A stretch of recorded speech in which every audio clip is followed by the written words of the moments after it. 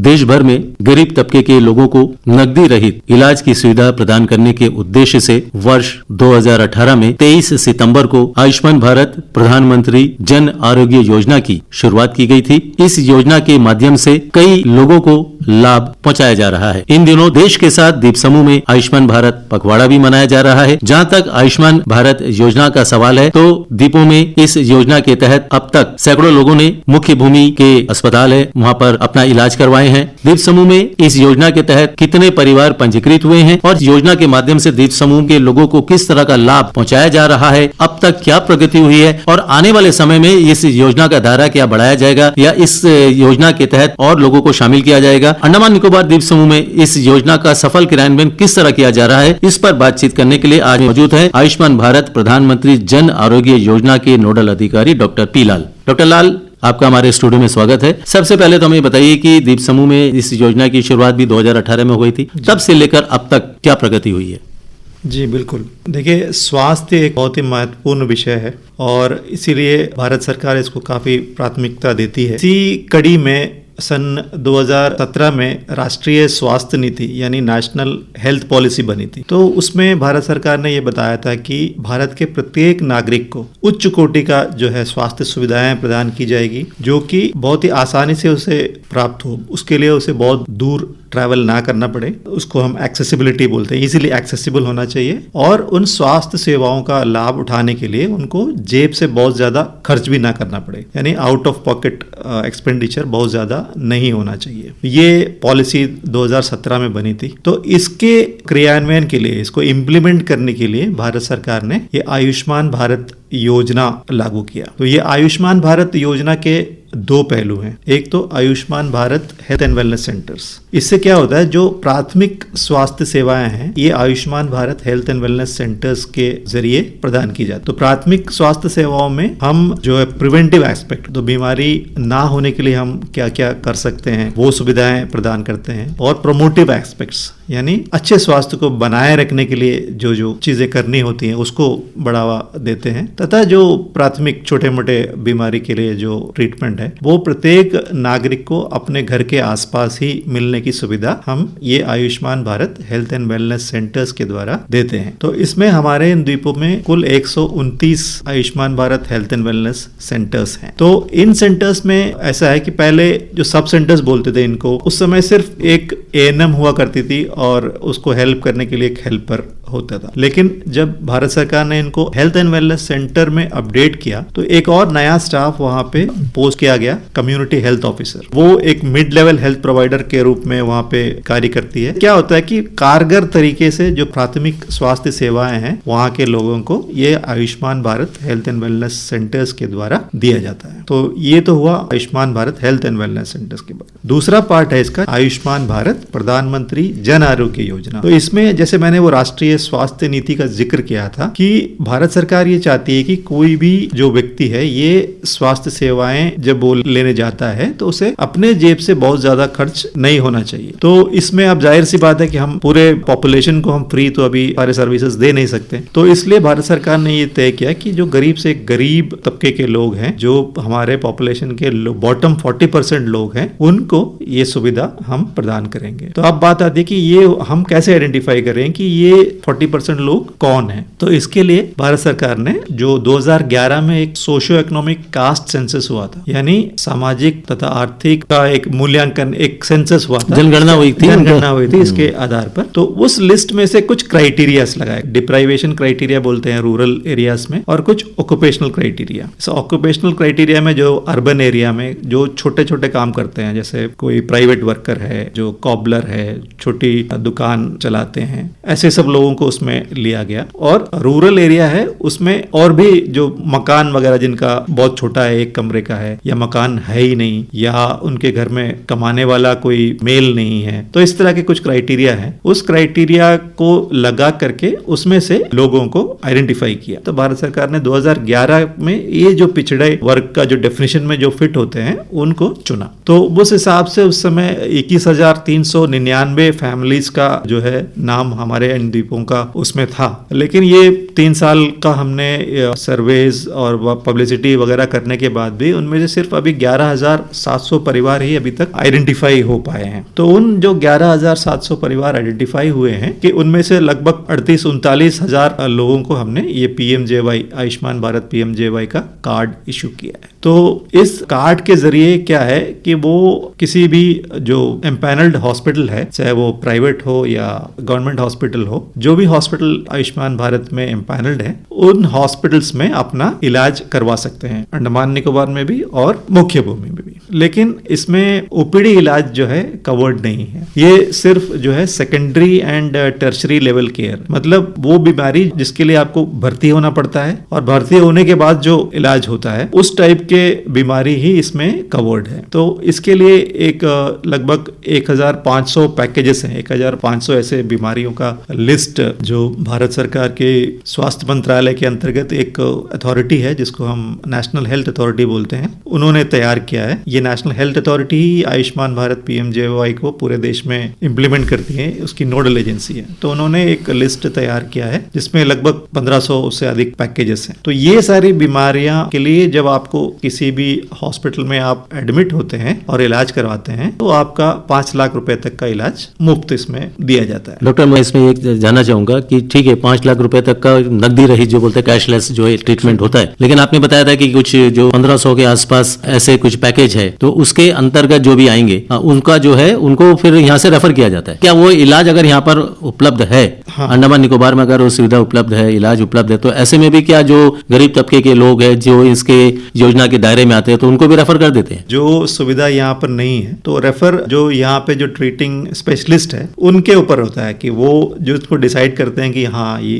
इसका जो treatment facility पूरी तरह यहाँ पे नहीं है तो उनको हम रेफर करते हैं। तो आज के तारीख में हमारे जो गाइडलाइंस है जो रेफर करते हैं उनको हम मुख्य भूमि में इसका फायदा देते हैं। किस तरह के लोग ज्यादातर रेफर किया जाता है, किस तरह की बीमारी अमूमन यहाँ पर पाई गई है? जो बीमारी के इलाज का पूरी तरह का ट्रीटमेंट यहाँ पे नहीं है, जो स्पेशलिटीज के, फॉर एग्जांपल न्यूरोसर्जरी, न्यूरोसर्जन से ऑपरेशन करवाना है या ब्रेन में ट्यूमर है तो ये न्यूरोसर्जरी के अंदर आता है जिसकी फैसिलिटी यहाँ पे नहीं है, तो इनको बाहर रेफर किया जाता है। वैसे ही कार्डियोथोरेसिक सर्जरी, जो हार्ट का जो ओपन सर्जरीज जो करना पड़ता है, जैसे ओपन बाईपास सर्जरी या वाल्व रिप्लेसमेंट, इस टाइप के बीमारियों के लिए हम रेफर करते हैं। क्योंकि कार्डियोलॉजी का पहले तो हम सब करते थे रेफर, लेकिन आज के डेट में हमारे पास जीबीपन में कार्डियोलॉजिस्ट हैं, जो इलाज यहाँ पॉसिबल है वो यहीं हो जाता है। जैसे स्टेंट वगैरह लगाना आजकल यहीं पे कार्डियोलॉजिस्ट करते हैं, पेसमेकर लगाना वो भी जीबीपन में अवेलेबल है। तो वो सारी चीजों के लिए अब हम रेफर नहीं करते हैं, पहले रेफर करते थे। वैसे ही एक है कैंसर जो यहाँ पे कॉमन है, खासकर जो यहाँ पे तंबाकू का सेवन बहुत ज्यादा है तो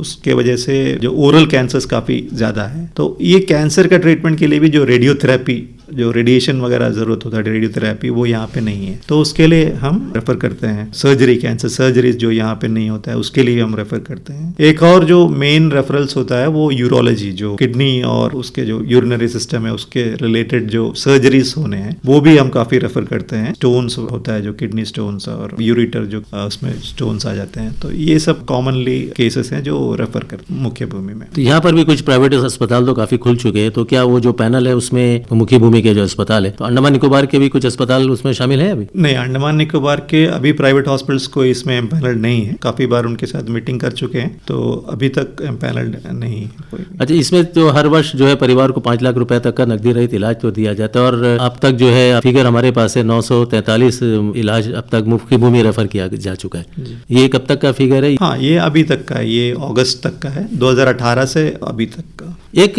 लोगों की एक थोड़ी सी इसमें शिकायत भी मिलती है कि जो मुख्य भूमि के अस्पतालों में यहाँ से मरीजों को रेफर किया जाता है वो उनसे अधिक पैसे वसूलते हैं। हाँ, जैसे मैंने पहले बताया कि इसमें तो कैशलेस ट्रीटमेंट होना चाहिए, लेकिन ये स्कीम का एक टर्म्स गाइडलाइंस ये है कि जो बीमारी के लिए एडमिशन होना है, एडमिट करके जो इलाज होना है वही इसमें कवर्ड है। तो कभी कभी क्या होता है कि हॉस्पिटल्स ऐसे करते हैं कि पेशेंट को शुरू में एडमिट नहीं करते हैं, एज ओपीडी पेशेंट ट्रीट करते हैं, तो उस समय क्या होता है कि ओपीडी ट्रीटमेंट तो इस पे कवर्ड नहीं है।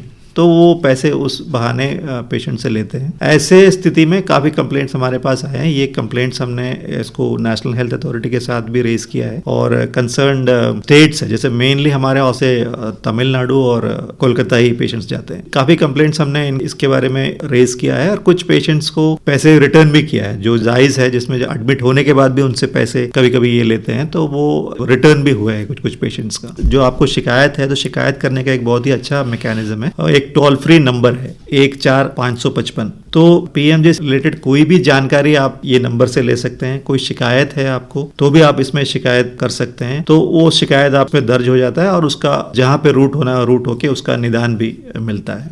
एक वेबसाइट भी है तो हम लोग CGRMS बोलते हैं, मतलब central grievance redressal management system. तो इसमें भी जाकर के कोई भी अपना ग्रीवेंस डाल सकता है, अपनी शिकायत डाल सकता है। और इसके अलावा जो पेशेंट्स यहाँ से जाते हैं उन सबके पास जो यहाँ का कोऑर्डिनेटर है उसका नंबर होता ही है, तो वहाँ पर जैसे ही कुछ प्रॉब्लम होता है तो वो इनको फोन करते हैं और इनको जब भी फोन करते हैं तो वैसे जिस स्टेट पे जाते हैं उस स्टेट का एक आयुष्मान भारत का कोऑर्डिनेटर होता है, उनसे ये हमारे यहाँ का कोऑर्डिनेटर बात करके मामले को सुलझाने की इमीडिएटली कोशिश करते हैं और मोस्ट ऑफ द केसेस में हो जाता है। कुछ केसेस में जहाँ पे हॉस्पिटल की तरफ से मिस ट्रीटमेंट होता है तो उसको हम नेक्स्ट लेवल तक इसको ले जाते हैं और उसमें जो एक्शन हॉस्पिटल के ऊपर होना है वो होता है। जैसे मैंने कहा कुछ पेशेंट्स का ये पैसा वापस भी इसमें हुआ है जो गलत तरीके से उससे लिया गया। 2011 का सामाजिक आर्थिक जो जनगणना के आधार पर ही जो है लोगों का एक सूची तैयार किया गया, कितने लोग हैं। अब से 11 साल बीत चुके हैं, अब इस दायरे में कितने लोग आए हैं, कौन इलाज कराना, तो ऐसे कोई नया सूची फिर से बना या बनाने जा रहे हैं जो लोग बाकी अब उनको इसका योजना का लाभ मिलना चाहिए, तो ऐसे लोगों की सूची भी कोई नया बना रहे हैं? हाँ,